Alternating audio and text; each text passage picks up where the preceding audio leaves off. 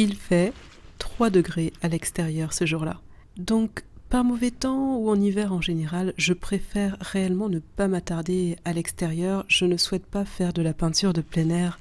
Et mon but, c'est vraiment pas d'éprouver ma résistance face aux éléments, mais surtout de progresser dans ma pratique artistique. Donc, dans ces conditions, ce que je préfère, c'est réaliser des croquis qui sont assez rapides, qui vont prendre à peu près 10-20 minutes, qui me permettent de capturer uniquement l'essentiel en un minimum de temps.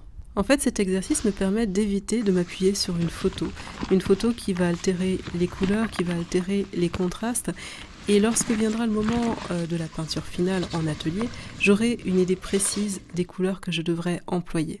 Je réalise tout d'abord un croquis de valeur. Alors le croquis de valeur, il me sert surtout à déterminer le contraste, c'est-à-dire les différents niveaux de gris qu'il peut y avoir dans le paysage que je regarde.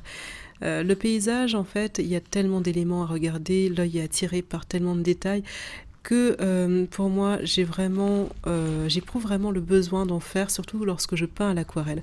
Une aquarelle, par définition, c'est quelque chose qui est quand même assez abstrait et qui représente juste les choses que l'on souhaite montrer, et donc tout le reste est réellement suggéré. Donc il y a ce premier travail en fait grâce à ce croquis de valeur qui est fait, qui est un peu pré-mâché et qui permet de faire abstraction du détail.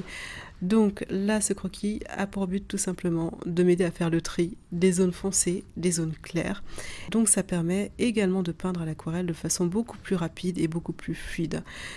Je peux aussi également, grâce à ça, ne pas esquisser mon sujet. Je pense que vous êtes nombreux à avoir constaté, lorsque je peins à l'aquarelle, je peins dans l'humide, et assez souvent, je ne fais plus du tout d'esquisse au crayon avant de réaliser mes aquarelles de paysage. Donc tout simplement parce que grâce à ce croquis de valeur où il y a déjà le trait, je n'ai plus qu'à me référer à ce croquis pour pouvoir ensuite peindre de façon plus ou moins précise mon aquarelle. Et il faut dire aussi que ça rajoute énormément à la spontanéité d'une œuvre.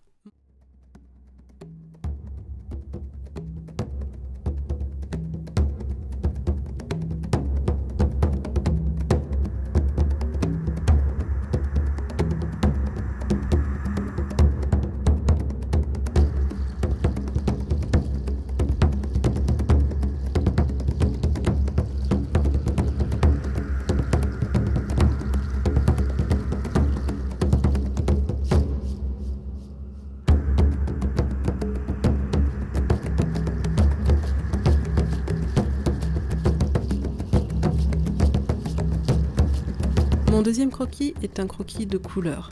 Alors le croquis de couleur, il me permet d'indiquer les différentes températures qu'il va y avoir sur un paysage. En fait, tout simplement, ça va être quelles sont les zones qui sont les plus réchauffées par le soleil.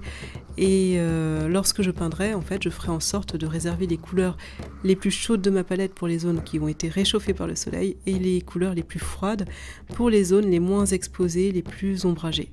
Ces deux petits croquis, ces deux études vont me permettre de travailler d'après ma mémoire émotionnelle. Et là, c'est vraiment ce qu'il y a de plus important. C'est ce qui va rajouter du cliché à votre aquarelle ou à n'importe quelle autre œuvre peinte dans un autre médium. Ça permet de créer, mais sans faire de reproduction en tout point identique à une éventuelle photo que vous aurez prise. Ça permet d'interpréter et de peindre une aquarelle unique qui correspond à mon propre esthétisme.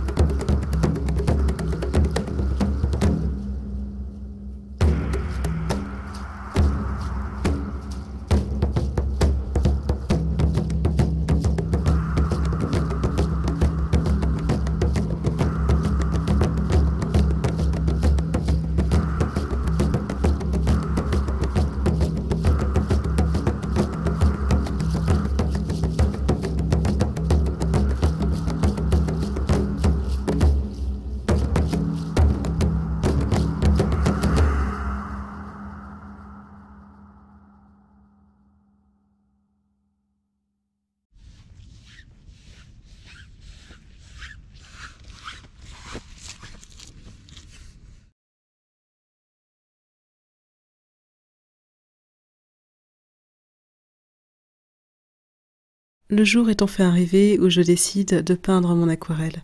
Et pour le faire, eh bien, je m'appuie de mes croquis d'études. Cette fois-ci, je suis dans le confort de mon atelier, dans des conditions beaucoup plus favorables à la concentration. Je suis bien assise, dans le confort d'un logis qui est chauffé. Mon matériel est au complet, à portée de main, directement accessible. Donc, c'est beaucoup plus facile que lorsque j'étais à l'extérieur.